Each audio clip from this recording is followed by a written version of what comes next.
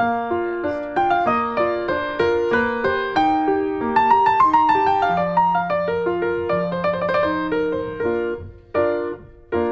everybody, welcome back. Here's some Sal. I'm Ethan. And I'm Ben. Today we're going to talk about Black Panther. Who is the Black Panther? Because I think a lot of people are asking that question out there because there's a big movie that Marvel Studios made called Black Panther. Much anticipated. Good trailers. Looking fun. Trust me, no one is going to see that movie and asking who is Black Panther, because they have already seen This is true. Civil War. Yeah, they know who Black Panther is, or at least they have a taste. And now they want to know more. They want to know what else is there for Black Panther. Well, there's this collected volume written by Reginald Hudlin and with art by John Romita Jr., with inks by Klaus Janson. I mentioned it just because Klaus Janson's a prolific inker and artist in his own right. I've heard that name before. Yes. Black Panther is a really interesting character that was whipped up by two white guys from the city. No big surprise. Right? Yeah. I mean, true, but it's also like how weird that this prolific black character was created by these two guys who couldn't be any less black if you tried. Right. And in fact, like Reginald Hudlin, the dude who wrote this book, this is his like Superman. This is his like, I want to write for Black Panther. Okay. Because he grew up being like, that's my character. Like Black Panther is a character that like he always identified with and wanted to write about, and he always kind of like said, out of all the black characters created in comics, I think Black Panther's the coolest. And, you know, I don't know if I agree with him on that front, but I do agree that Black Panther is pretty damn cool. Who would you pick? I think Luke Cage is a little cooler than Black Panther, but only because Luke Cage, like, don't give a fuck. So Black Panther's an interesting character because he's like everything. He is super smart, and he has all these great gadgets. He's Batman. He's Batman. All right. But if Batman were worshipped by his city... okay, yeah, he is kind of Batman. Yeah. Okay, so here's the deal. Yeah, but like, he doesn't have to hide. No, yeah, Batman is... Batman also doesn't rule his city Right. in a literal sense. No, Well, it's true. Yeah, maybe Black he He Panther... doesn't rule it by fear. Yeah, he rules it through fear. Black Panther rules it as... He has like advisors and shit, right? Yeah, no, Black Panther is a literal Yeah. ruler of his country, of Wakanda. He runs the country. It's like if like the Pope were also the king of this country and also was like the leading general of his army. Right. And also didn't really need an army because he was also a super badass who went out and like kicked shit out of people. Like that is what Black Panther is. Yeah. And the lore of Black Panther is also really cool. Like Wakanda is this little landlocked country in Africa, and the reason why it's so prolific and everything is because like a long time ago a meteor made of vibranium hit the ground and created this what they call the Great Mound, and it's because like there's like grass and rock over it now. But they mine that meteor and they get from it the original metal known as vibranium, which is a precious metal that like I guess It can do anything. It does lots of it stuff. does lots of stuff. And interestingly enough, it also predates adamantium, so it's like, yeah, it's everything they wanted adamantium to be before they even came up with the idea for adamantium. Right. Except the vibranium also has like special properties that, depending on like where it lands and where it like propagates or festers, can have influence over its environment, and its environment can have influence over it. Like vibranium from the Savage Land is very different from Wakandan vibranium, etc., etc. Yeah. I had no idea it was that complicated. So both of these are kind of impure vibraniums. I mean, no, vibranium from yes, it's Wakandan vibranium is, I think, the purest form of vibranium that you can get on planet Earth because it comes from like one major source. Reggie Hudlin really thinks that Black Panther's awesome, and he's not wrong. Black Panther is awesome.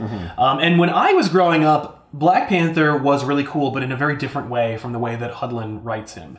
And this story in particular, Who is Black Panther, is literally a movie pitch. And when I say it's literally a movie pitch, I mean like you're going to see this in the new Black Panther movie. Okay. Yeah. They're going to take some liberties. They're going to change a few things. You can't do this now. Yeah. Oh no, I'm doing it. There it is. No, we're gonna ruin the movie. Trust me, no, because the movie takes place in the present. This is the past. This is more or less a retconning of the Black Panther's origins. Okay. And Hudlin plays with narrative conventions a little bit. Like we see Wakanda through the ages. Yeah. And it's pretty cool. Like we see like Wakanda during the 5th century and it trying to be invaded by fellow African tribes. Yeah. And they immediately are slaughtered by these really cool contraptions, and like devices that you would expect from, like, I don't know, Vietnam or whatever. Right. They are all slaughtered, but one man. And he is left to spread the legend of, like, don't try to invade Wakanda. That's like it says it underneath the Just banner. stay out. We Yeah. didn't even see them. Their traps killed us before we even... Well, the traps killed most of them, and then the remaining guys were all slaughtered with arrows and spears. Jeez. Like a huge storm of arrows. Yes, their arrows blotted out the sun. Then we will fight in the shade. No, they're just gonna die. Yeah, they died in the shade. And, What about our shields? They did nothing. nothing. Well, because most of them didn't even have them. But what's interesting is then the last one is left, and then he hears a voice from the trees that says, "Tell your tribe, tell everyone, leave Wakanda alone. Don't try to invade." All right. And a little foreshadowing, maybe? yeah, and the idea is that Wakanda is a country Someone that should have told Doom. I know. Well, Doom is a very special case where he's like, yeah, I know that history repeats itself, and like you should learn. I'm Doom, but Wakanda is a country that's never been conquered in all of its history, which is like unheard of. And when I was growing up, yes. Yeah, except our history is not nearly as long as Wakanda's, apparently. No, but America and Wakanda share a very, very interesting relationship. During the 40s, when Captain America was like a soldier that worked for America, they sent him to Wakanda, the American government, to investigate, because they were looking for some Nazis, and they heard that the Nazis went to Wakanda to try and steal vibranium to help them build something. Weapons or whatever. Yeah, Exactly. and the Wakandans like slaughtered them and beheaded them like well before Captain America even arrived. I'm just following up on a story. Yeah, but like Cap is there, and he's Cap shows up, and it's fun. It's a little flashback where we just see Them fighting. Yeah, you see like Black Panther just mop the floor with Captain America, and Captain America is clearly under orders to like investigate the Nazi thing, but also like get as much intel as you can about this country. Yeah, we want to know about them. Like, we're worried about the Nazis, but also, like, we don't know anything. I don't think you understand. I stepped foot and there were traps everywhere and then a hail of arrows and spears. Yeah, no, I'm Captain America, but I ain't doing that shit. he didn't even bother with the traps. He literally just the Black Panther showed up and just beat the shit out of him in front of everybody. And Cap's like, okay, bye! It looks like some 1800s. Yeah, 19th century, we watch a bunch of dudes show up. This group has like a Gatling gun they're trying to get across, and they have enslaved some other African tribes to like do the work for them, but they won't cross borders with Wakanda. Okay. And so they bail. And so this one like kind of major dude, he orders his men to fire on their former slaves and kill them all, and they do, and because these people would rather die by musket fire than face Wakandan justice. Then it's just also getting slaughtered. Yeah, apparently. And it's funny because like now they have no people to carry all their equipment and stuff. So like these men have to carry all their own stuff for once. So they're carrying them across Wakandan borders. Are they trying to go to Wakanda, or they're just trying to get to the other side? I believe that they are looking to get. Are they looking for vibranium? They've heard stories and rumors about Wakanda, but they're more interested in just kind of like getting the precious stones that they think Wakandans have. You know, like we hear that they have great treasures. We equate that to being precious metals and like the City of Gold in the American West, where it's just like this myth that there's this great civilization. Right, and like maybe they do have like jewels and stuff, but the twist would be if it turns out they had computers and like cool laser guns and stuff. Right. So it's great because they show up and they finally like mount upon the border of Wakanda. They look through their little like peepholes. They're looking at their spy glasses and they're exhausted because they're like, apparently moving all this stuff is really hard. Yeah, maybe we should have been nicer to those guys. It's true. So they never admit that they should have been nicer to them, but they do admit that they may have been hasty in murdering them all. Oh, wow. So they look through their spy glasses. They see like the women, and they're like, oh, okay, well, once we conquer this place, my men will be satisfied with carrying all this heavy shit because then they could rape all these women. You're like, okay, right. Then the Black Panther shows up. Nice. And he's cool. This is the previous Black Panther. And this is the Black Panther of the 19th century version of Who still has the cowl and the cape, much like Batman. Yes. Yeah, the cape is interchangeable. Black Panther like sometimes has a cape, sometimes he doesn't. It's more ceremonial. It'd be more like if Batman only wore the cape when he held court, or like went to meet with dignitaries. When he went to the Justice League's Watchtower, he's like, "Oh, hello, Superman! I'm wearing my ceremonial cape." I see you're wearing yours. Yes, but when I'm busting heads, I take that off because it gets in the fucking way. So Black Panther, he just steps up and he's like, leave and I'll let your wounded survive. Oh. And they're like, screw you. So they're about to fire when Black Panther activates this insane-looking alien device, which just melts all these dudes. Wow. Yeah, it looks like it blows up their gun, like it causes their guns to explode. Yeah, so Yeah. it like ignites somehow their, Right, it probably, their ammunition. Right, exactly. That's cool. Yeah, it's more like a microwave emitter. Yeah, or something. So yeah, it ignites the powder in their muskets. Those explode in their faces, and then he's like, "Okay, get the the Gatling gun." And they're like, "Dude offered us a fair trade. Yeah. I'm thinking maybe no. He's like, remind me to kill you later." And he gets his and the dude gets the gun, and he's about to open fire when it explodes, and just like the other guns. Yeah, and just wrecks him. And then one of the dudes who's part of like the cavalry just goes like, "Excuse me, Mr. Black Panther guy. Please note, no one else fired the Gatling gun. Right. We're all on board for the plan you offered." For just leaving, yeah. And, so he's just like, let us go? And then you just see Black Panther kind of like stare at them. And you're like, do they all get slaughtered? I don't know. And then it turns out... Once again, I let one of them go. Yes. And I'm assuming one of them is the guy who said please. But it turns out these stories are all being told from... the guy with the glasses? Yeah, so it turns out... Comic book Ethan? What, this guy? Yeah. A little bit. Yeah, a little bit. Everett Ross is a character created by Chris Priest during his Black Panther run, and he's carried over here. And he is like a liaison. He knows a little bit about Wakanda. He's the guy from the Black Panther trailer who's like, he's actually from Civil War as well. He's played by the dude who played Bilbo in the Hobbit movies. Right. And, where they're like, Claw asks him, like, tell me about Wakanda. He's like, textiles, cool outfits. I don't know what else you want to know. And it's like, yeah, because you really do know what's happening. And he's like, okay, so these are the stories that I've heard about Wakanda, and here's why we don't mess with them. Because they've been telling Europeans and white people what to do since the freaking 12th century. Right. Like, just leave it alone. And of course, there's these generals and they're racist and they toss out obnoxious racial epithets. It's not enough that they have to be warmongers. Right. They have to because the idea is that U.S. intelligence has gleaned that the Wakandans are sitting on top of a huge pile of oil.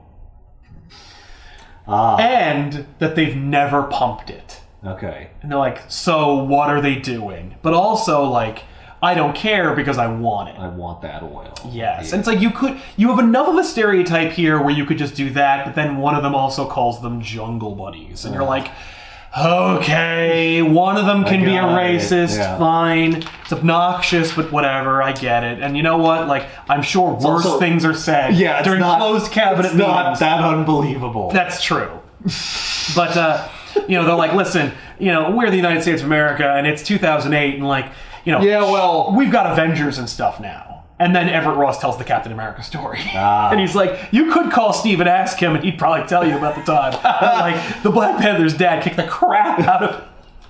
And he's like, that's crap. There's no way that this guy that no one's ever heard of. Mm-hmm. And you're like, okay, wait a minute. Stop right there. Because this is more or less a flashback that tells you how T'Challa came to power. But it's also told kind of in the present about the current American political system getting their bearings with understanding and quantifying Wakanda. Mm-hmm. When I was a kid reading comics, Black Panther not only had an embassy in America, but it was also not a founding, but a long-standing member of the Avengers. Mm-hmm. Wakanda is not only it's not that it's a myth, it is a real fact of life. Yeah. And Wakandan technology is part of the American zeitgeist. Okay. Everyone knows about Black Panther because you've seen him defeat Kang in Times Square. I've seen Spider-Man team up with him no fewer than 6 times. Right. Come on. Right. You don't need to have a closed session of Congress to have a conversation about what they're going to do about Wakanda when in 1986 I've seen Wakandans working hand in hand with the Avengers. Yeah, well, we don't have that now. Yeah, we don't want to tell new stories about how Wakanda is this unknown thing. Well, I want to make it more real. I want to make it more what if there was a technologically advanced civilization somewhere in Africa? Mm-hmm. It would probably look a little something like this. Right. At least that's Hudlin's perspective. Is this, I don't know if you know Black Panther history, but is this kind of what happened back when Black Panther was first introduced? Or did they never go in this direction with the story? when Black Panther was first introduced, he was introduced in a Fantastic Four comic. Okay. And he wound up fighting the Fantastic Four. Like, he tricked them into battling him so that he could see if they were up to the task of helping him to achieve vengeance. Okay. And, like, so they traded villains and stuff. And then he, like, shortly thereafter joined the Avengers. Okay. So it was similar to a Versus book where they have to fight each other, but no one really wins. And they team up at the end to fight a greater evil. Yeah. Naturally. But Black Panther... So they didn't really get into the, like, geopolitical aspects. Later on they did. Yeah, like in the 80s they did. They kind of missed the chance to do this. So Certainly. Now they're like, well, let's go back and say it. Well, because he was invented in the 60s, and they could have gone in that direction, but they didn't. Interestingly enough, Black Panther, the name of the character, predates the Black Panther movement. Huh. Yeah. Did the Black Panther movement name themselves after this comic? I don't think so. I think that was more like Great Minds Think Alike, because it was within the same year. Okay. But interestingly enough, after the movement had been started, they thought about changing the name. Really? Because they were like, So they changed it to Black Leopard, and then they were like, that sucks. You know what? No one's going to complain. And indeed, they didn't. Right. And I'm glad they went with it, because Black Panther is a straight-up cooler name. It is cool. So then Yeah, we but meet what up... about Black Tiger? Well, interestingly There enough... are no black tigers. There is no black tiger, but there is a white tiger, because at some point or another, Black Panther winds up getting beaten, not near death, but concussed by Iron Fist, and then he goes into a coma, and then he decides to like bail on being Black Panther and moves to New York, and he meets up with this other black guy from America, and then he becomes the Black Panther for a while. Okay. But he's also being trained by T'Challa, the Black Panther, and then when T'Challa decides he wants to be Black Panther again, he's like, you can be White Tiger now. Oh. So, that's Okay. what White There, you're welcome. That's a lot. Okay. It's a lot. So, Look, you're still a cat, all right? Right. You're a cat. You're still in And the you- cat family. You're an even bigger cat. yeah, Tigers are bigger than panthers. Yeah, whoa, they're small. They're like in trees and stuff. Tigers? No. Shere Khan, man. Yeah. So anyway, Claw is also Ulysses Claw is a ridiculous character who was invented also in the 60s, and the idea was that I think originally he was trying to get vibranium in Wakanda, and he gets his hand chopped off by T'Challa when he murdered T'Challa's father, T'Chaka. Okay. He was able to murder T'Challa's father. Yes. And in the original comics, it was like kind of easy, and in this retcon, it was not. Right. But Good. It should not have been. And it shouldn't have been. Considering it's Wakanda. And it's the Black Panther. He's the in order to be Black Panther, you don't just like win an election. You have to like fight everybody. You have to like fight all the toughest chieftains. Then you got to fight like the previous Black Panther, and then you have to meet with the Panther God, and he has to like deem you worthy. I'm sorry, there's a Panther God. There's a legit Panther God. Oh yeah, that's the other thing. This is a spider god, so this is not that but weird. the Panther God is better. The Spider God Really? is dumb and made up by Straczynski. I'm assuming the Panther God is the Panther cool. God predated the Spider God. You know, I mean, like the idea of there being gods that represent the animals is like older than these stories, and so like I'm sure there was a Panther God before the Spider God in the comics chronology, but like a Spider God that's been around in actually African lore forever. So technically, I think the Spider God predates the Panther God. Interesting. But the Panther God's way cooler because Panther God don't give a fuck. He just wants like order and worshippers. Okay. And like in fact, Doom meets with the Panther because like the idea is that the Black Panther has to like meet with the Panther God. And the Panther God has to be like, yeah, you're cool. Like I approve you can be my like me. Yeah. Has my emissary. Has the Panther God ever said no? Yes. Yeah. In fact, I believe he said it to T'Challa once or twice. Oh. Yeah, and then T'Challa's sister Shuri became Black Panther for a little while. And then eventually he gets it back. Of course. Because Black Panther's like still a character and he's still cool. And like when his sister, well, half sister, becomes Black Panther, we still need to have like T'Challa be cool and also like have, because Black Panther isn't just like really strong, he also has like the strength and powers of all the previous Black Panthers. So he's kind of like an avatar as well. Oh. And he has like the strength of the Tiger God as well. So once Panther Panther God, I'm sorry. So yeah. So once the Panther God gives T'Challa the boot, Shuri gets the Panther God's powers. Right. But T'Challa is still a character that has to be strong and stuff, so like he goes like a magical direction and then gets and it's practically the same thing. God damn it. I know. All right. This is how we have our cake and eat it too. But what's funny is exactly. like Doctor Doom challenges the Black Panther, and then he meets with the Panther God, and he's like, I want the same thing as you. And the Panther God's like, fair enough. And you're like, what? And T'Challa's like, no, that's fucked up. Whoa, Panther God. Yeah, not cool. Not cool. So then we get this cool flashback about how T'Challa came to power. And it's fun to play with, like, the timing, because you're like, when is this taking place? And so you see this, like, grand arena in front of this grand Black Panther statue, and then, like, the Black Panther emerges from this big statue's mouth, and then he fights, like, all these different people, because, like, once a year, anyone can challenge the throne. Okay. And so, like, all these different badasses from Wakanda go to fight the Black Panther, and they do. But the Black Panther has the power of the Panther God. And and it's not really a fair fight. What do you mean? Well, no, that's not true, because, well, it is true what I said, but it's also not true that it's not fair, because if you are worthy to defeat the Black Panther, you will.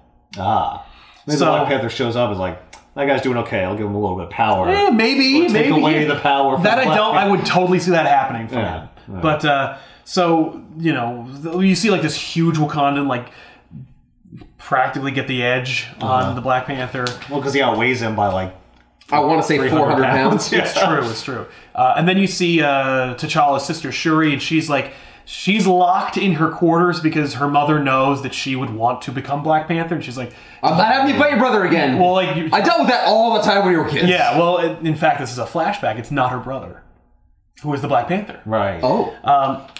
So Shuri sneaks out, a la every Disney princess ever, and she goes to fight the Black Panther when this dude in a Black Panther mask leaps over her and then beats the crap out of the Black Panther. Okay. And then takes off his mask, and it's T'Challa. And it turns out that that it's a flashback, and the story is that, like, when T'Chaka died, T'Challa was too young to be the Black Panther, so T'Chaka's brother, Black Panther's or T'Challa's uncle, became the Black Panther for a time.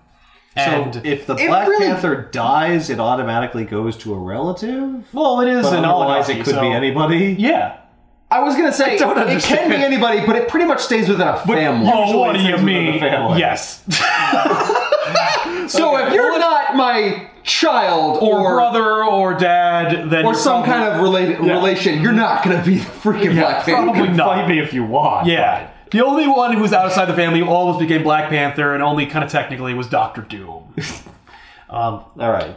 So the whole you could fight for the... It's just for show. It's rigged. It never works. It's No one has cosmically ever defeated rigged. the Black Panther, who was not a member of the family. This is true.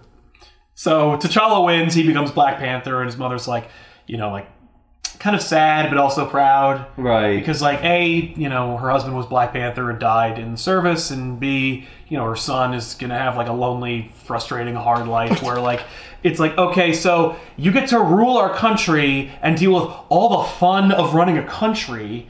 Then you also get to be our superhero, and you get all the fun of being that, and you get to be our, like, spiritual leader, and all the fun that is associated with that. You keep saying the word fun. I don't think you mean fun. There's nothing fun about that. Yeah, it is a lot of work. But at the same time, like, what I say goes, right? Oh, yeah. So this is all mixed up with another, like, subplot where, like, Claw frees this guy called the Cannibal, who's a supervillain. Okay. And the Cannibal has to, like, kiss his victims, and then he becomes them. But it kills them. in what sense? Like he morphs into them? No, he would, like... he transfers his essence into them? Yes, I'll give you an example. Claw frees the Cannibal. They go to this poorhouse. He meets up with the sexiest whore amongst them. He pays her for her services. She's like, no kissing. He's like, what if I paid you even more? She's like, okay, one kiss. He kisses her and then murders her and then becomes... Oh, so it has to be on the mouth. He can't, like, grab someone's hand I think it's got to be the mouth. Yeah. It's got to go in through there. It's got to go through. There's got to be a portal. So he murders her. It's got to be a portal. What about a human centipede kind of scenario? There's a portal there. I don't think they've ever done that. Where he's like, okay, you're not going to kiss me? Well, then let me toss your salad. I mean, like, it's like butt chugging, but for possession. Look, I really don't want to, but if you say no kissing, and you're adamant about that, right. I have another option. I'm about to invoke the first time ever on Backers a timeout. get 2 minutes.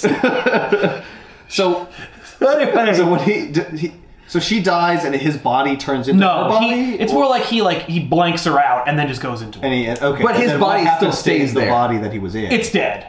Okay, it just falls over. Yes. Oh, it's because not only they dead. switch places. Yeah, no, he just abandons that husk. So I mean, I have to assume he like kills her and then Does he inhabits eat her. it? No. Okay, because that would Unlike a explain his cannibal. name. Yes. Like That he would- switched bodies and then ate the old body. No, Yeah, I that would be agree. something. I agree. Yeah. Hey, don't you want timeout? 2 minutes. That was like 30 seconds. True. Yeah. Oh, we're not going to do that. Anyway, I want to see you enforce this. then we must have a gladiatorial arena. Jesus. It's cosmically ordained. You can't win. But I'll let you think you can. Oh. So it's like sporting. It's okay, I can't win either. Yeah, no one wins. It's like Alien vs. Predator. Whoever wins, we lose. So, anyway, the idea is that Claw is amassing like a who's who of the crappiest supervillains of all time. So Okay. he gets the cannibal, who is now a hot chick, and then we go to Africa, where the rhino is. You know, the rhino. Yeah, the rhino. Well, he's Rhino hanging suit. out with other rhinos. He's hanging out with a literal rhino. He literally kills a black rhino. Okay. He He's kills always- it? Yeah, he like fights it and then murders it because he's always wanted to. Which is like so not in the rhino's character, it makes me sick. But So dumb. whatever. So then, I'm the real rhino. Yeah. I'll prove it by murdering like, you. cool way to display your complete mastery of these characters and understanding of their origins. Good I've been job. hit a few too many times in the head. Like, I want the rhino in this story. Right. If I the don't- rhino goes to Africa, wouldn't it be cool if the rhino fights a rhino? And what if Like a it was real like rhino? what if it was like a really, really endangered rhino? That way you hate him. That way you hate him. Yeah. It's like, fine. We also run into Batroc the Leaper, who is another. Who is crappy fighting a villain. bat? No, What does the Batroc the Leaper do? He leaps. He can jump really far? He's actually a master of the French fighting style of what is it, Civeté, something like that. Oh, I can't remember. It's basically. I think it is Civeté, but Is that whatever it's Jean-Claude mostly Van Damme does? yeah, No. it's mostly leg oriented fighting. jumping and kicking, but like. Yeah, so it is Jean-Claude Van Damme, yeah. Yeah, but I don't think Jean-Claude Van Damme is French. Savate? Isn't he? I think it's Civeté. Jean-Claude Yeah. Van Damme is definitely French. Is he? I thought he was Yeah. just Canadian. No. Well, he might be French-Canadian. No, I think he's French. I think he's French-French. Right on. Tell us in the is- comments down below. Right. Is So he's full French. Yeah. right. Well, so is Batroc the Leaper. Okay. And so is the cannibal, apparently. No, the kid. Yeah, well, because he took French class. Now I get it, French class. Yeah, so we've got these great villains like Claw and Rhino and Batroc and the Cannibal. Yeah. And Radioactive Man. Radioactive Man? Yeah. Oh. And he's Wait. not like a superhero from The Simpsons. Oh. Yeah, he's Russian and he is literally a radioactive man. He was the nobody guy can go whose near hand him. was transforming? What? No, that was Claw. You That's see, Claw. Okay. When T'Chaka cut off, actually T'Challa, when T'Challa cut off Claw's hand, he replaced it, and in this retcon, it's with like a high-tech utility knife like thing. It can like morph into different Yeah, useful things. and then in the real comics, it becomes like a big sonic. Please tell me it's made of Blaster? vibranium. No, That would know, be great. I know. No, because Claw he tried to make his bones like stealing vibranium from the Wakandans, so he is intrinsically tied to it. And in fact, in the Marvel Cinematic Universe, Andy Serkis plays Claw. He gets his arm. He loses his arm from Ultron. Ultron like punches it off basically.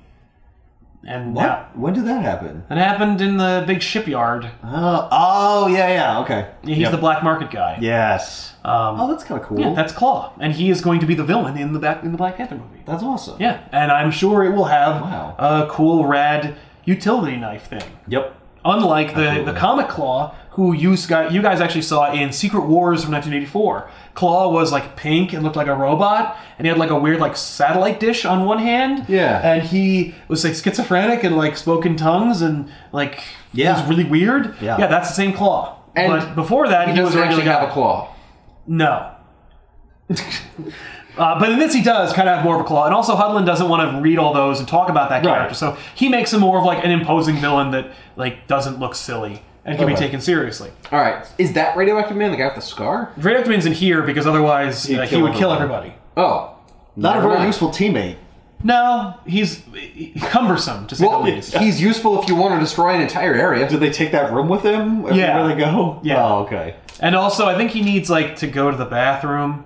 Like, I think that's, like, the plot of that story is, like, Radioactive Man is in this, like, room that's protecting everyone else from his radiation, and he's like, the toilet broke. And they're like, sorry. And so, at one point, like... Well, you're fucked. Yeah, at one point, like... We're not opening the door. Claw basically parlays through another, like, rival African tribe, like, leader, help with his cause to invade Wakanda, and in exchange for his best plumbers that will be, like, sacrificed to fix Radioactive Man's toilet. It's quite the radioactive dump. That's in here. So anyway, the idea is that, like Chernobyl, people got to go in to die, you know, so that others may live. Right. Like Radioactive Man. Radioactive Man. So that others may poop. Kind of seems like maybe you should just let Radioactive Man die. Yeah, it seems like more trouble than he's worth. Yeah, but they need him. Oh. Is he part of an actual plan? Yeah. The idea is that, like, they're going to invade Wakanda, and Radioactive Man is going to, like... They're going to stick Radioactive Man, like, under the Great Mound with, like, the vibranium mines, and, like, he's going to, like, use his radioactive powers to kind of, like, disrupt the area and, like, basically, like, shoot, like, radiation at the vibranium, which will, like, destabilize the whole, like, physical properties of the country, and he's going to be like, you got to give me all the vibranium and all your money and shit. Okay. Otherwise, I'm going to, like... I'm gonna sink your whole country in the ground. Okay. You know, otherwise you get nothing. Hostage. Yeah. And T'Challa's like, I'll do you one better. I'll do it myself. Yeah, I'll sink all the goddamn. Yeah, right. So Claw then tells a flashback about his origins, where, like, the idea was that he is the descendant of that jackass with the Gatling gun. Okay. And that he's always had a gripe with Wakanda ever since they slaughtered my dad. My pappy's great pappy. Ever since they defended themselves against my asshole relative who was going to kill them. Yeah, hey, he was trying to make a buck, all right? So then he tells a story about how, like, Claw was hired to assassinate the leader of Wakanda by, like, people who would stand to gain from the destabilization of Wakanda. Okay. And is it America? No, it's not. That's not the twist. But he is, because Claw is Belgian. Okay. So later he will expatriate to Belgium and they'll protect him. But I mention that just because it comes up. But the fact is, like, he's hired by many people. He's like, it's amazing. I was paid millions to do a job I would have done for free. And it's to, you know, like, mess with the Wakandans. Is that a reference to the Belgian Congo? Like, Belgians settled Congo over time? Yeah, okay. So the idea was that, like, when T'Chaka was ruler of Wakanda, there was this global conference, and they invited Wakanda, and T'Chaka shows up, and he basically tells everyone that they're, like, savage and dumb. Oh, like, nice. It's really obnoxious, because, like, you could have done this really interesting story where, like, T'Chaka is, like, the statesman, and they're all a bunch of, like, assholes, and they are assholes, but, like... But you also made him an asshole. Who is he? But, like, well, he's more like, you know, hi, everybody, you're dumb, and you don't deserve any of the things that I have. Oh. And they're all like, that's kind of presumptuous, and he's like, fair enough, I'm not going to be part of your ridiculous council. We're leaving. And you're like, why did you even go? I went, so I didn't have to go. Yeah. No. I went so I won't ever have to go again. Right. It's really annoying. And like it could have been a really, really cool scene, and maybe in Celluloid it'll be cooler and well handled. But in this one it's just more like these people don't know anything about Wakanda. They don't know your culture. Like at one point, like one of the statesmen like addresses T'Chaka by his first name, and he's like, who gave you permission to refer to me by my first name? And it's like, maybe the fact that like we don't know anything about your fucking country. But, like, and I'm not defending these guys because, like, they are dumb and they're written to be one-dimensional, like, mustache-twirling, like, opportunists. Right. But at the same time, like, it would be easy to make Wakanda look, you know, strong and yet victimized by the Western world. Mm-hmm. And yet instead, they look like jackasses who kick the door in and tell everybody what, like, losers they are. Right. So then, like... and then, then, everyone's to blame. And then he's like, fuck you guys, you're all idiots. And they're all like, oh, blah, blah, blah, and they all, like, tripping over themselves to apologize. It's, nope. You should have read my mind before I came in. And then he goes and he meets with his family, and then, like, you think Claw is going to, like, assassinate T'Chaka from, like, across a large valley. And it turns out that, like, T'Chaka had the windows reinforced with like thin glass like vibranium, and so like the bullet doesn't go through. It's actually like held in place by the vibranium when it shatters the window. And then like the Wakandan forces like break in to protect T'Chaka, and then Claw just bursts out of the floor. He's been there the whole time. Oh my god. And he just slaughters everybody with a gun. So who had the sniper rifle? Well, another guy that worked for him. Some other dude. Some other guy. You should have reinforced the floor too. Yeah. So Claw like shoots up everybody, and then wait. So vibranium can also be transparent. that's the ticket, laddie. Transparent vibranium? How do you know he didn't invent the thing? So T'Chaka gets in a couple of cool licks because like he's got claws that pop out of his neat robes. That's cool. That's his gadget. That's a gadget he has. Yeah. It's not like coming out of his arm. No. Okay. Well, Nah, they're bracers, much like Wolverine wished he had. Yes. Yeah. So he like slashes Claw's face, which is why he has a scar in the book. Okay. But doesn't like. But he loses in the previous comics. He loses. He gets slashed, but he's like, but T'Chaka had to get real close. Oh. And so Claw just shoots him in the stomach. Oh. And so he kills him. He sets off a couple of bombs. So Claw's like the ultimate badass. He is a total badass, but then instead of getting his arm cut off, like in the original comics, T'Challa just shoots Claw's whole arm off using his own gun. Oh, wow. And then Claw like jumps out the window and is rescued by the Belgians and then leaves. And forever, T'Challa wants revenge on the man who murdered his father. So like when T'Challa beats Claw wants revenge on the man who took his arm. Yeah, but he's mostly like, no, I got my revenge. Like, you're gonna lose an arm. Like, it's fair. He's not like he's not like everyone wants the man that shot their paw. Yeah, paw. They're not, but then he's not cool with T'Challa. He's not like, yo, listen, like, I killed your dad, you took my arm, it's fair. No, he's like, you took my arm! You took my freaking arm! He's not like that either, though. Yeah. It's more like, well, what's driving this book then? Money and stuff. Oh. Money and I guess petty revenge. A little bit of revenge. A little bit, but he basically got mostly the money. But now you have this awesome arm. Yeah, but you have this cool arm! You actually did me a favor by taking my arm. I'm way more of a badass. Exactly. So you know what I can do with this thing? Right? Ooh. See? I can like make it big and slash things, and I can like shoot guns out of it and stuff. Also, like I can type one-handed really fast. Yeah. I have a 200 word per minute rate. I have a 6,000 word per minute rate. So T'Challa becomes Black Panther, and he's like, okay, first order of business, we're going to find out who killed my dad, and we're going to spend all these money and resources to find it. And they're like, you've got to run a country, be a superhero, and also be our spiritual leader? So, like, no?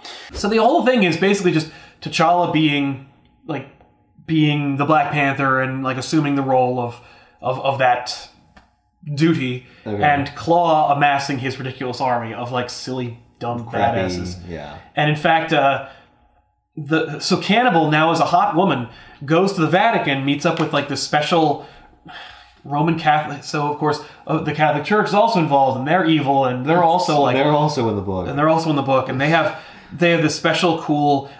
It's an ebony blade, which is a weapon of vast power wielded by the Knights Templar. Oh, and we got the friggin' Templars in here. Yeah. Oh boy. And so basically, like. The Cannibal is brought in to rope in the Black Knight, who we saw in our episode of Avengers X-Men Blood Ties. Okay. But like the idea is that there's many Black Knights throughout history, and just like there are many Black Panthers. Right. Except like and the Black Knight, for whatever reason in this story, is like an agent of the church, which I've never seen before. But you gotta go with it. Well, right in Black Panther, let's get other black characters in there. Black Knight, yeah, black in the name, but he's not black. He has black in his name, so that's kind of cool. Right? Okay. Well, Black Knight. See what I did there? Yeah. So Black Knight has a Pegasus, and he rides it, and and he's also a legit Pegasus. Yeah, a real live Pegasus. Actual Pegasus. And anyway, he is roped in. Well, that is just magical. Yeah, I agree. So he is brought in. What do you call a group of unicorns? A blessing. Oh, and wouldn't it be? Wouldn't it? But what about a flock of Pegasus? It's also a blessing. I think it should be, because like you're as likely to see a herd of Pegasi as you are to see a herd of unicorns. See, I might as well call them the same goddamn thing. What's amazing is like, you know, sexy cannibal is basically like she's throwing her weight around. I don't know why. She somehow manages to like get in with the church, and so she's commissioning the Black Knight to go on a holy crusade to invade Wakanda because like none of the Knights Templar, none of the like holy crusades, like no one could ever have brought Christianity to the Wakandans. The Black Knight will, along with these like other supervillains. So this random chick shows up in the Vatican and starts like... Yeah, they worked out like her credentials, like, you know, they through the black market and through you know, whatever. Well, who's she pretending to be? I don't really know. It doesn't matter. She's really in with the Pope. She's just there and she has influence and moving on. Right. But we don't have time to explain that, but we do need to have a scene where she says, "Where'd you get the Pegasus?" And the Black Knight says, "The Lord provides." And then while it's flying, it poops on her. Nice. As it would, because, you know, the Pegasus is a beautiful creature. Maybe sense the evil in her. Right, maybe it knows that, like, she's total shit. Yeah, it doesn't like her. But, or like when you have a flying horse, that just happens. Yeah, right. I think that's... And, like, no one's ever showed that before, and I'm the first one, and isn't that cool? But the first person to draw Pegasus shitting on a woman's hat. Point John Romita Jr. and Reginald. I'll always have that. So they're gonna send they're not even gonna attack Wakanda. They're gonna send the Black Knight to go into Wakanda. Well, no, Black Knight is gonna join with the Radioactive Man and Claw and Rhino, and then to like be kind of like to convert the Wakandans to Christianity. That's what Black Knight thinks they're up to. Right. He thinks that the Rhino and the Radioactive Man are on a mission from God to convert the Wakandans. Yes. You know, it's just like that old proverb. When the rhino and the leper combine in another country, God leads the way. Or something. I think that's pretty good. I think it's a little loose because it's translated from the Latin. So like there's a school field trip in Wakanda, and they're getting quizzed about like the history of Wakanda to help the reader catch up about what the Great Mound is and where the vibranium comes from. And then we see that like they're digging, like the evil characters are digging a hole into the Great Mound, which because it's vibranium, you know, it shakes a lot more, and it makes like a great earthquake, and it knocks this kid off of like a tower from the field trip. And he says like, "Panther God, please save me!" And then Black Panther shows up and catches him. Oh. And you know, Black Panther's kind of You're lucky I was here for the tour. Right? Like, but they don't explain why he was there? No. Wow. Well, he shows up where he's needed. Right. Except he's also like a guy, so it's not like he's magic and can teleport. But right. In any case, he shows up, and there's excavation teams, and they're immediately on the scene, and they're investigating. They're like, there's no fault line on Wakanda, so like we don't know what this is. We're gonna have to investigate. But there's also like, you know, we can't send too many people down there because it's really volatile and everything. So Black Panther's like sending orders, and then Shuri, his sister, shows up, and she's like, "I have a theory about what's going on because I think maybe there's something wrong with the vibranium." And he's like, "Well, we don't have time to listen to your crazy theories," which of course emboldens her to then lead a team of her own to go down there and find herself in harm's way. So that skips to that. Not only that, but like, hey, shut up about there being a problem with the vibranium. We need our country and our people to believe that. Don't say out loud. And there's also nothing wrong with the vibranium. But the point is, so like she leads her own team to go down there, even though she's expressly forbidden not to. Mm-hmm. And so like the kid basically thinks that Black Panther, the kid who was rescued, he thinks that Black Panther is like the Panther God. And so Black Panther like takes off his mask, and he's like, "My name's T'Challa. I am not a god. I am but a man. You will become a man. Like, you could become Black Panther someday." Like, right. I mean, you're not going to. Obviously not, because you're in no way related to me, so obviously it's all fixed. But, you know, to pacify the people, I will let you believe that there's always an opportunity for you to kick my ass and take over. But...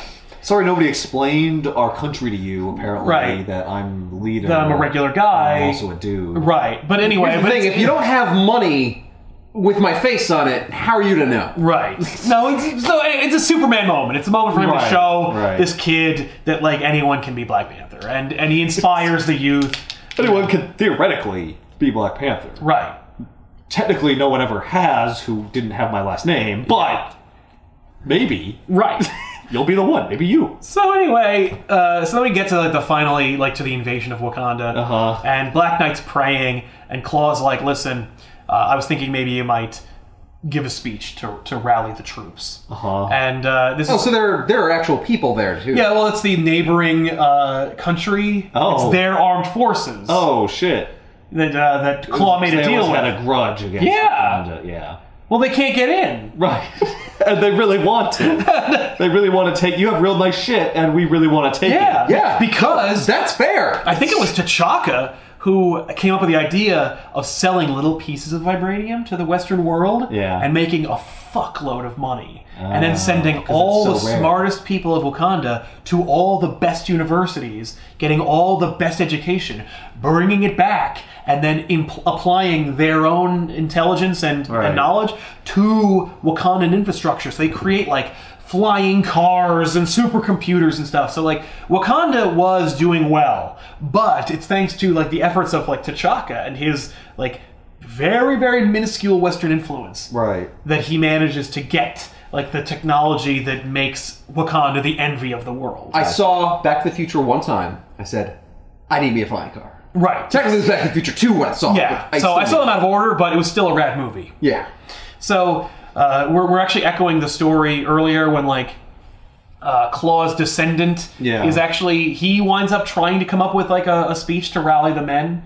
And he fails at it because he's just an asshole driven by greed. Right. So Claw's like, well, I know not to do it, so I'll ask Black Knight to do it. Okay. So Black Knight's like, you know, God works in mysterious ways, and we're all here for different reasons, but we're all represented by different groups, like America, and he's pointing to the Rhino, and he's like, Belgium, and he's talking to, like, Claw, who's like a half-robot monster, and France, and he's talking to, like, this D-list Captain America villain. Yeah. And he's like, but we're all here, and by the ebony blade of the Knights Templar, we will win the day. And so...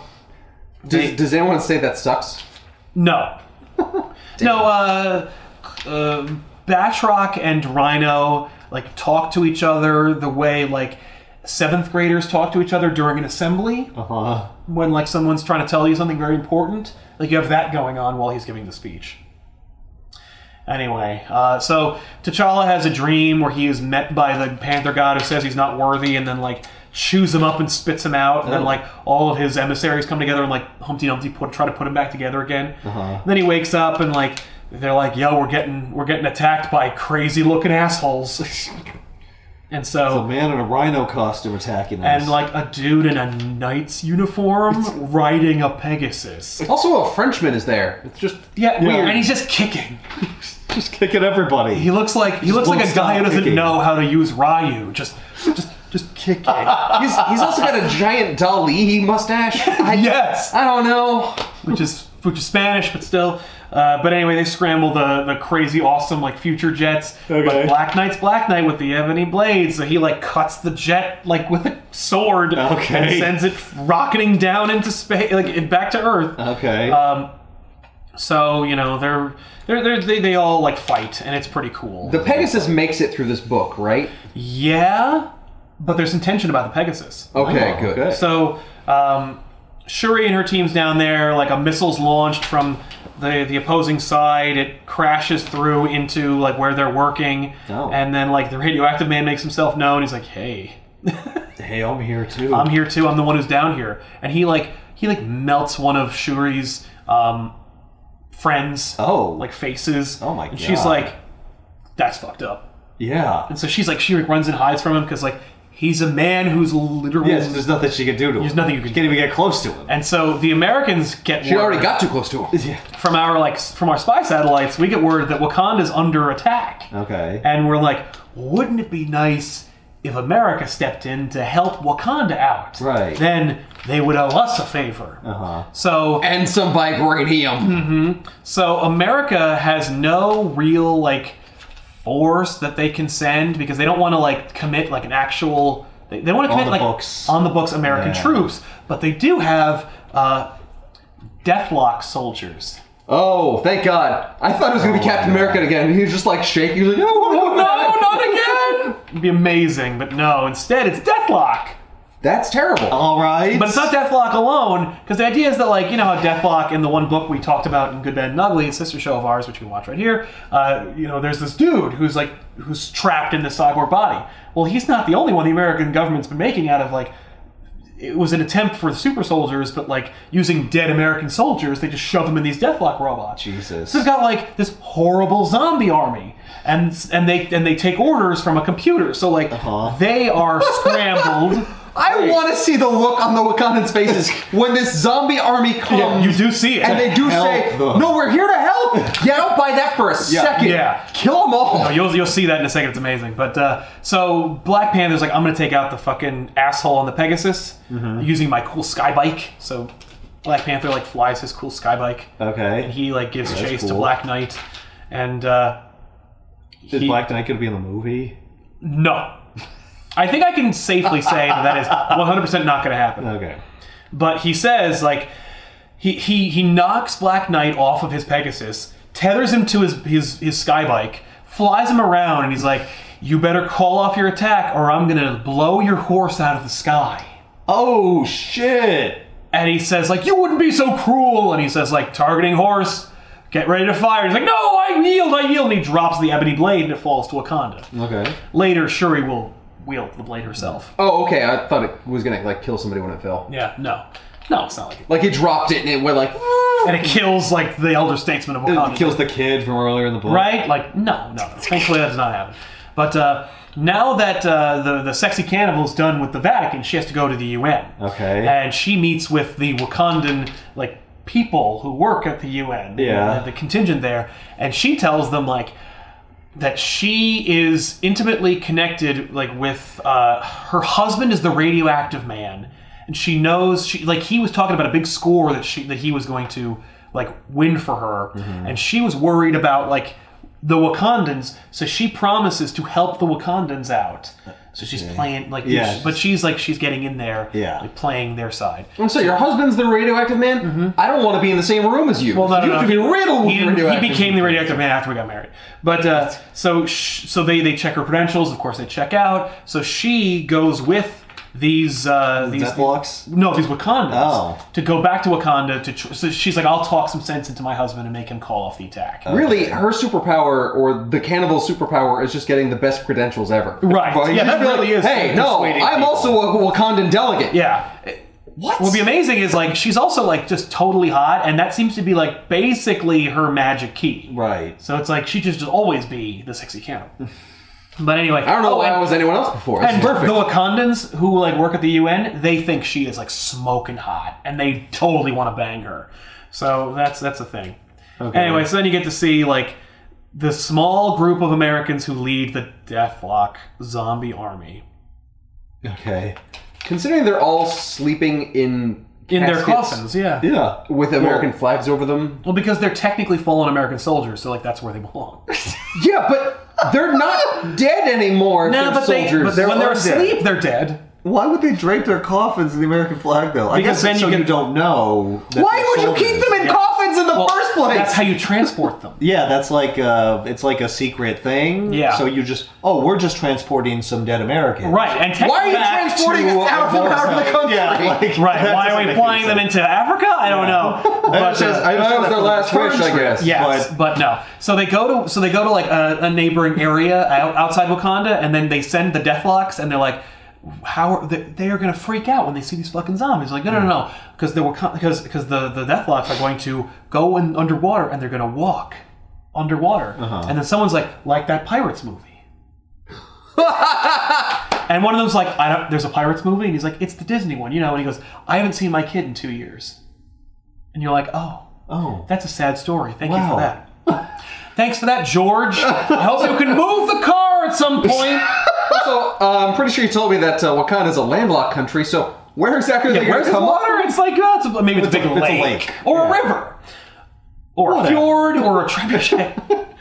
Anyway, so Black Panther's done kicking the crap out of Black Knight, and he got like a prank call from the asshole neighboring country's leader. So he's like, okay, I'm gonna use my skybike. I'm gonna go over there. I'm gonna fuck that guy up. So he goes. So he invades a foreign country, attacks its leader Mbutu. Yeah, I've got some time. Like threatens to kill him. But while he's gone, Claw and Batroc go and kidnap T'Challa's mom. Okay. Thereby having control over Black Panther. Right. And then the Deathlocks show up, and you're like, uh-oh, what's going to happen now? This is turning into a cluster. This is getting real. Don't worry, because there's always different forces. Yeah. But basically, the fact is, T'Challa, he messes up the Mbutu, the leader of the other, Does he force them to withdraw? Interestingly enough, you know who actually winds up pacifying the Mbutu's army? The Deathlocks! Deathlocks, yeah, the Deathlocks come in. So the Deathlocks come in and they slaughter his army, so you don't have to worry about them. The Deathlocks actually help? Yeah! That's unbelievable. Do they help? Technically, like, they do kill those guys. Yeah. But I think the Wakandans probably would have defeated them anyway. How did the American soldiers or the Deathlocks know to kill those soldiers? Because of the satellite intelligence they've been getting. Yeah. Okay, thank God. So no, the Americans got all the intelligence they needed. Like they were like, no, Wakanda's being invaded by like these colorful assholes and this other country. So he goes and attacks the leader of this other country, but it doesn't help him. No, again, I mean, it helps him feel better because like that. Right, but it doesn't accomplish anything. No. All right. No, but I guess is that he learns a little lesson about going for revenge. He should have stayed at home. No, he doesn't learn that lesson because his mom is like, fuck me, who cares? You're the ruler of Wakanda. As long as Wakanda falls, like I'll die for a good cause. No. I was dumb enough to get caught, even though like I was in a secure location. There was no reason for me to like worry about being caught in the first place. And then he says, I'm just gonna read it because it's just a great moment where he says, "So are you gonna call off your forces, and he's like, or what? That you would kill my mom? You would do that anyway. You would destroy my kingdom? You'll do that anyway. It doesn't matter what you do. I'm still gonna kill you. So what's your leverage?" And then the queen goes, "That's my son!" And he says, "Oh, you mean the one that sentenced you to death?" And she goes, "No, the one who sentenced you to death." Oh, this is like, these are the people of Wakanda who are like, like I understand like all these crazy cool like modern conveniences, but I also love my country and I would die. I will die for it. Yeah. Not only that, but like, look, I'm not really the ruler anyway. Yeah. It's my son. But the recently dethroned ruler of Wakanda, who's still alive, T'Challa's uncle, he puts on a Black Panther costume, he breaks in there and saves the mom anyway! Oh shit, that's awesome. Cool. So, they break in, they kick the crap out of everybody. And what's it called? Well, meanwhile, the real threat's still underground, right? Yes, but Shuri is going to face against the Radioactive Man. But Claw cripples the uncle, but does get defeated ultimately by the uncle's like entourage. Yeah, just these two like awesome Wakandan warriors. Okay.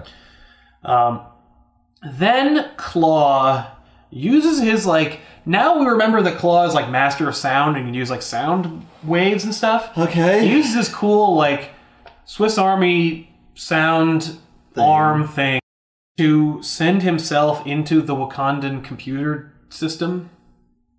No. What? So he's like now Cyber Claw. He uses sound? Yeah. To like hack himself into the computer system? Yeah.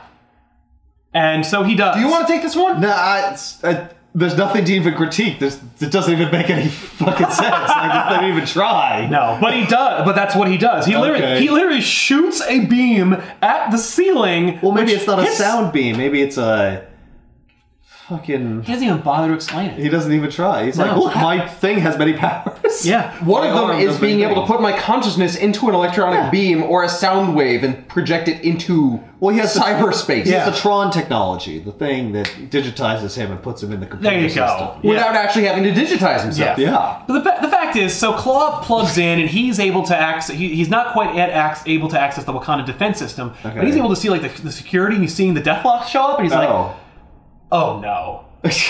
I did not destabilize Wakanda just so America could come in and take over. Okay. Like, so he calls Radioactive Man. He's like, "Our timetable shifted. You gotta like knock it all down because I'm not losing." Right. So then Shuri drops a big rock on the Radioactive Man. Okay. The Radioactive Man then chases her, but like she's desperately afraid of him because he's like anybody would be. Which is cool. Like I appreciate she's not like he can melt people. No, and that's really that sticks with her. She's like that was the most grotesque thing I've ever seen in my life. Yeah. So she is chased by Radioactive Man until she finds the ebony blade. She basically just cuts him in half with it. Nice. And he dies. Oh. Watch out, Radioactive Man. How long have you been holding on to that one? Since his name was of course, some of it sprays into her eyes, and she says the goggles do nothing. So Shuri chops Radioactive Man in half with a sword, and he's defeated. And he's dead. Yeah, but we don't it's see the him Ebony anymore. Blade. Yeah. Is he not in any more books half of after this? anything? Is he dead forever? No! What the hell is the point of the Ebony Blade? Like, It's just cool. It's just really sharp. It's a cool sword that's like, I guess, magic and can kill the Radioactive Man, or at least cut him in half. It's just a they're really good underground, sword. right? Yeah. How is the sword underground? It fell from above. It fell like It's so sharp. It's so it pierced sharp through the earth. It did. went down into the cavern into the below. mine. Yeah. That's That's how how sharp sharp it is. It's it like is. a magic fucking thing. Yeah. It also knew where to stop. It's a magic. Well, no, Well, it just after stopped going on the through all that rocks. ground, it lost most of its energy and didn't have any left, and so it just stopped. We needed to have a cool, like, Arthurian moment in the story. Anyway, so Claw tries to access the defense grid, but like, there's Panthers in the system. well, like the Panther, it's ruled by its own cyber Panther god. They programmed a cybernetic Panther god. Yeah, into who sends an antivirus Panther brigade to chase after him. In the form of kittens. Yeah, well, they're just little Yeah. Panthers, and they chase after him. Yeah, little Yeah. panthers are kittens. So then he installed the Panther antivirus program. Then he unplugs, and he's gonna shoot the uncle. Like, he's like, okay, well, I can't do that. I guess I'll just kill the Uncle Black Panther. So he turns his cool claw blade into a gun that's gonna shoot a missile, and he's about to shoot it, but then T'Challa shows up and he punches Claw in the face, which knocks his gun off balance, which then fires into the air, which now shoots the plane that belongs to the Wakandans. It's also ridden by the sexy cannibal, so that plane's going down. Oh my god. They got there that fast? Yeah, they did. And they just happened It's to a really fly- fast plane, and they do say that in the comic, so you can't complain. So then, Well, it's a Wakandan plane, so yes, it's exactly, fucking magic or whatever. That's right. So, Not literally magic, it's high technology, but I'm calling it magic. So T'Challa fights Claw, and then breaks Claw's cool arm and rips that off. Okay. And then Not again! yeah, and then he grabs like a big sharp thing. I believe it's a spear. It's a spear. So then he grabs a spear and he stabs Claw through the chest with it. Oh, I'm sorry, did you fire an eye laser? Oh yeah, because he also lost an eye, and like, and he has like an eye. He has like his cybernetic got a laser eye. Shoots lasers and stuff. Anyway, so he shoots. So anyway, he stabs Claw through the stomach with a spear, thereby killing So him. he just kills Claw. Yeah, Claw's except dead now. he doesn't kill Claw, and Claw's not dead. But whatever, in the story he is.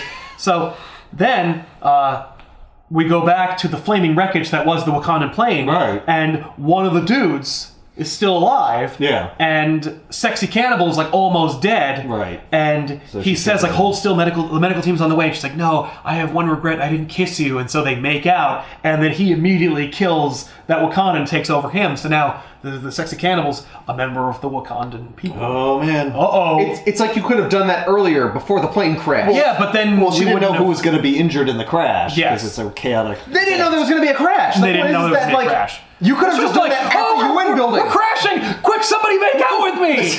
I think she was probably... Listen, She did it because she was about to die, and he was the only one who survived. and also, like, that'll help her, like, get a foothold in Well, Wakanda. yeah. Yeah. So- Maybe that wasn't the plan before, though. But She it was became like, the plan. I'm dying, I have to make a new plan. Or else Exactly. this husk will die, and me with What the it. hell was the plan when she was supposed to go to Wakanda anyway? I assume it was similar to other plan where she just has magical abilities to make people do what she wants. Right, because she's part of the team, like Batroc and Claw and everybody. Yeah. So, like, my assumption is that she was going to rejoin with them and then, like, Help them fuck shit up. get the spoils of the war and then leave. Yeah, probably. But instead, she's now part of the Wakandan contingent. she's improvising. She's improvising. Yeah. So then, as T'Challa's standing over the dead body of Claw, the Deathlocks show up, and they're like, We saved you. They're like, we'll be happy to sweep the perimeter for you. He says, Zombie, broadcast this message to your American, like, dogs. Oh.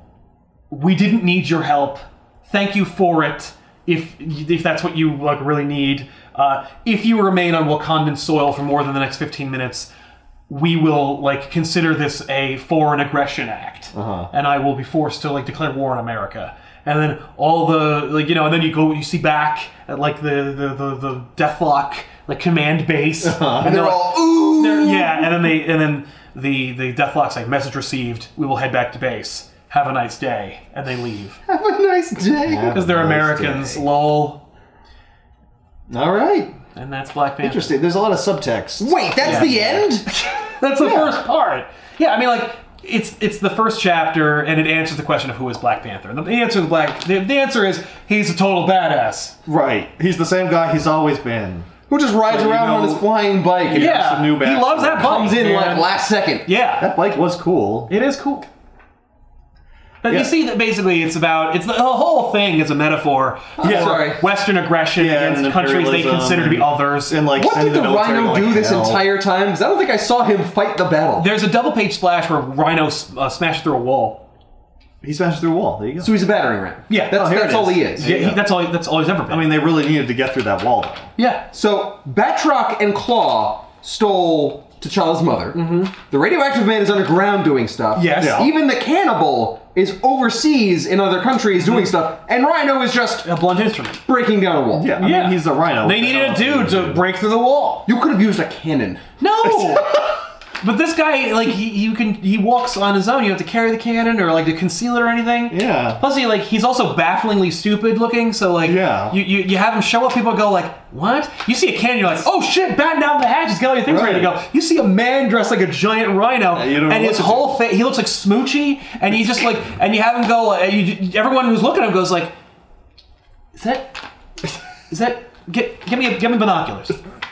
Is that a rhino man? That is some kind of Rhino man. Is anybody? And it's funny because actually they see him on the screens and they're like, is that a rhino? And they're like, yeah, that's Rhino. He's a Spider-Man villain. And they're like, is that Batroc the Leaper? And they're like, somebody needs to read a comic book. Like, they don't say that. Right, They're like, these are all established characters. No, I get that. Like, learn this shit. Why are they here? Oh, well, it looks like they're about to fuck shit up. So they do. Yeah. Anyway. He just needed some bad guys, and that was all that he had available. Yeah. That's actually kind of realistic. Yeah. It's just like, I'm going to get a bunch of people together, and we'll figure out some way to win. That's the thing, is that most of the best villains all have, like, an ideological cause. Yeah. Like, could Magneto destabilize Wakanda? Especially when there was a mound of vibranium beneath it? Yes. Yeah. But that did not that did not conflict with him ideologically. You'd never get him on your side. Rhino, I'll give you $80 if you come to Wakanda. Sold! Yep. Like, Looks Batroc like you've got the the Rhino on your side. Batroc the Leaper, you get to be the second in command of anything. Oh, thank God. Sacre bleu, I am in! Like, there you go. That's all you need. Yep. But then you get Black Knight in there, a version I've never seen before that totally sucks. That's an asshole? Yeah, that's like, what? I thought he was a good guy. Yeah. Well, I am. Normally I'm fighting is. for Catholicism. I'm fighting That's for the thing. Jesus. He's got to be, in this book, he has to be a metaphor. Yes. He can't be what he is, because he's got to be the metaphor that this book needs him to be. Exactly. I like the beginning of this book much better than how it ends. I kind of like the... It's just like, all right, this is just a fun, crazy, insane now we're back to war. costumes. Yeah. The fact is, like, I think it's fun. I enjoyed reading it. I think it is a more well-executed pitch. And I think that the movie will be a very well-executed version of that. Yeah. I don't think you're going to see... I hope so. I don't think Sexy Cannibal's going to be in that movie. I don't think Rhino's going to be in it. Oh, no.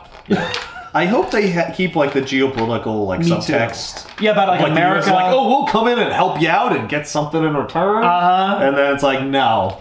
Well, Please for don't. example, there's a huge oil deposit that you seemingly have no plans for. Right. I mean, you're just sitting on it. They're like, yeah, there's a lot of risk and effort that takes place when you have to extricate it from the ground. Yeah. Not only that, Also, I don't agree with you. We're also above using oil. Yeah, we don't need it. So, you know. Anyway, Black Panther. Who is Black Panther? He's a total absolute badass, and I hope he has a good movie. Let us know in the comments down below what your favorite Black Panther story is, or if you're, looking forward to seeing the movie. And we'll put this book in the description box below this video so you can go pick it up yourself. Because I think it's a good jumping on point, even though I think there are some stronger Black Panther stories out there. But this is a good, let's get your feet wet and try a Black Panther story. I like the background. Yeah, there's a lot. All the stuff about Wakanda is really cool. Yeah, it gives you a good overview. And you don't really get a good insight into T'Challa, unfortunately. Is there the Fantastic Four episode or issue in the back of this collection has the first appearance of Black Panther. That's cool. Because they like to fold in a couple of them. Nicely done. Yeah. So anyway, we'll see you guys next week with another episode. Thanks a lot for watching. I'm Sal. I'm Ethan. And I bet. See you next week.